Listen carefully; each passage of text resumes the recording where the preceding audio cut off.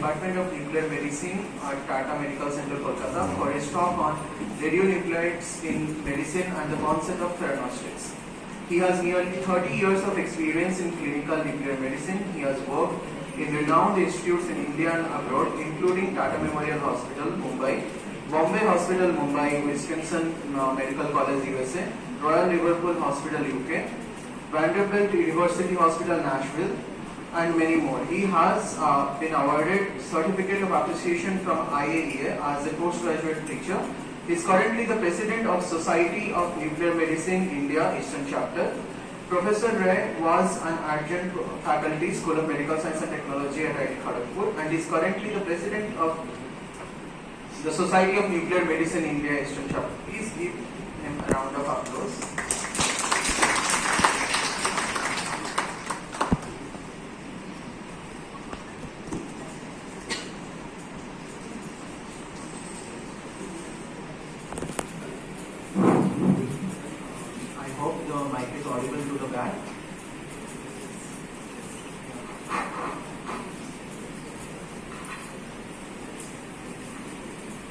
Hello.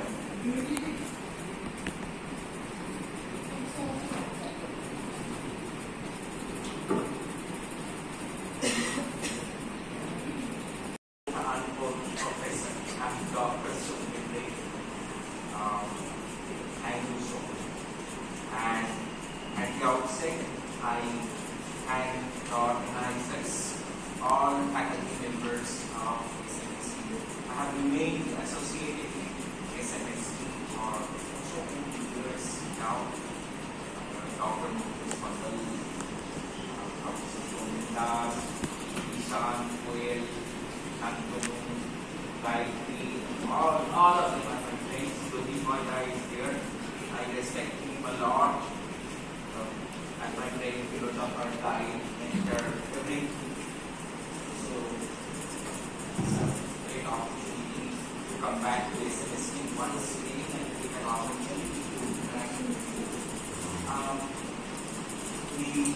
This is the place where I got to know TATA Medical Center, and I'm a nuclear medicine specialist, and the subject of nuclear medicine revolves around the radioisotope. And the idea today is the research scholars day, and the idea of today's talk is to quickly recapitulate a few basics of nuclear medicine and to identify a few areas. And one particular area where I introduce the concept of theranostics, where I feel there is tremendous research prospect, and this is one area where we can contribute something and bring some incremental benefit to even at least one patient who is suffering from any particular disease, our whole community. Actually, ultimate aim of any research to bring some demonstrable benefit to the patient or the person who is suffering. That should be the ultimate goal of any clinical research or any research which is linked to medical science.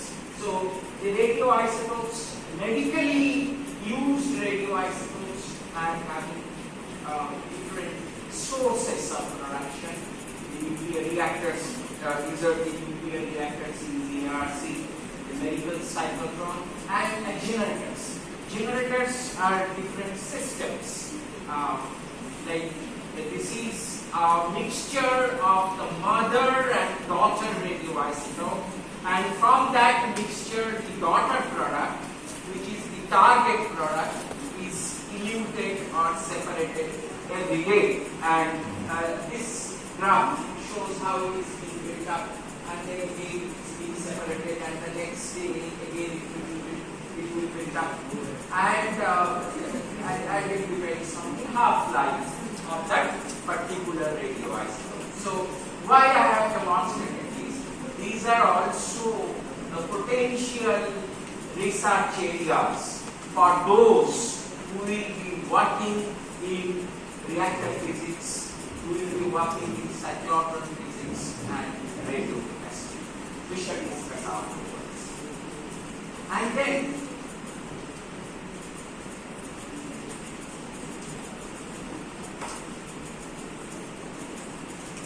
so nuclear medicine has in vitro applications and in vivo applications. In vitro applications, the laboratory applications of nuclear medicine using different tracer techniques like radioimmunotherapy, radio receptor assay, different other tracer techniques. These are mainly laboratory research tools. Today, I shall not go into that part of nuclear medicine or nuclear diagnostic in vitro radioreceptor assays, radioimmunoassays, or immunoassays. And then there is in vivo nuclear medicine, where the nuclear medicine is directly being applicable to a patient, to a demand. In vivo, radionuclide imaging and radionuclide therapy, where the radioisotopes are used for treatment of different disorders. So in nuclear medicine, this radioisotope a bone scan, and for doing tomography imaging, the camera, the detector, rotates around the patient can see either it is 60 degrees or in 180 degrees, in case of heart, in case of bone or brain, eliminate the overlying and underlying activities, and you will get a much clearer, more clear image, more precisely you can localize the abnormality or rule out the abnormality. This is like you can have a complete loaf of bread, or you can chop it in different sections, slices. So it will be better for you to spot the abnormalities. So this is a SPECT image. I showed you a planar bone scan 2-dimensional image, but here it is a SPECT image. And the SPECT image is fused with the CT image, and this is the abnormality. I am not going to the details. So this is the focus of abnormality, and which is localized in this particular part of the bone. So both the functional information and the anatomic information are obtained together, and the result which we are getting here is complete and comprehensive. On the contrary, this positron emission tomography imaging is a volumetric image. Here, in SPECT study, when we are acquiring the images, we either the machine rotates around the patient in step and shoot mode, means we rotate for 2 degrees or 3 degrees and stop and again rotate, or it will be a continuous rotation, and then all the images which are acquired from different angles, either by different techniques of image fusion, we reconstruct the image, integrated reconstruction, Fourier transformation, filter back projection, so many mathematical algorithms are here. This is again a tremendous research prospect for those future researchers who will be get themselves involved in image processing and imaging algorithm development. So in comparison with that, in positron emission tomography, we will have to acquire a volumetric image. And from that volumetric image, slices will be chopped into different axes. Because here you can do a single photon emission imaging without the help of an anatomic imaging like CT. But you can't do a positron emission tomography without the help of an anatomic imaging modality. Because principally there are 2 types of imaging modalities. Some are transmission imaging modalities, some are emission imaging modalities. Like X-ray, like CT, where the source of the radiation is outside the body. It is traversing through the patient's body and falling on a detector. And then the attenuation is being mapped electronically. That is CT or transmission imaging. On the contrary, nuclear imaging, there is no source of radiation in the machine. The source of radiation is within the patient's body. The patient himself is emitting photon and which is picked up by the detector. That's why it's called camera. Camera picks up light. So, see, there is a photon which is traversing from the source, means the machine, through the patient's body falling to the detector, and here the source of the photon is patient's body. It is traversing through the patient's body and then it will fall on the detector and image will be generated. So you will have to do a depth correction, an attenuation correction. So to do that, another photon in the opposite direction will be transmitted from a CT scanner and it will traverse the body in the reverse direction. And at each and every point, that attenuation factor will be assigned to that particular photon whose journey is from within the body to out on the detector. So that's why the anatomic imaging modality in a PET CT scanner is also called attenuation correction and image generation. So that is the basic thing, that you need a source of the radiation, a radioisotope, you need a treatment, a basic radioisotopic chemistry and a radioactive phenomenon, like three basic forms of treatment: Shalla Chikitsa, Reasearch Chikitsa and Agni. Shalla means surgery. Reasearch means the treatment with drugs and medicine. The modern days chemotherapy, immunotherapy, targeted therapy in cancer treatment context. And the third is Agni is deep. Agni is radiation. Agni is radiation therapy, radioisotope therapy. Because radiation also kills the cell and regenerates. So this was the basic medicine years back, and even in